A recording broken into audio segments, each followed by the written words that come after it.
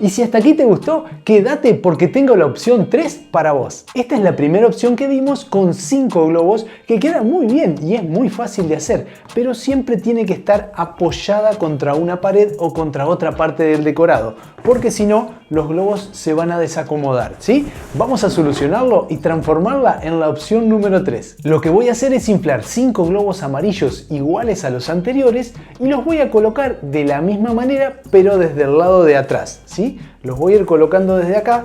Va a ser muy difícil que lo muestre porque los globos quedan apretados, pero hago lo mismo, ¿sí? Los calzo en la ranura, ahí, y lo pongo junto con otro, ¿ves? Voy a hacer lo mismo con los otros 4.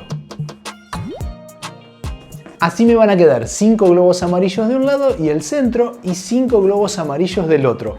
Voy a tratar de mostrártelo de cerca. El pico del globo rojo queda en el centro y en cada ranura tenemos un pico del globo que viene del otro lado y el globo de este lado que ingresa en la misma ranura. Ahora lo que tenemos que hacer es poner un globo 5 pulgadas rojo en el centro desde este lado. Fíjate cuál es la ranura que entra hasta el centro y lo calzás igual que al anterior. Y tu flor doble de 5 pétalos está lista, mirá.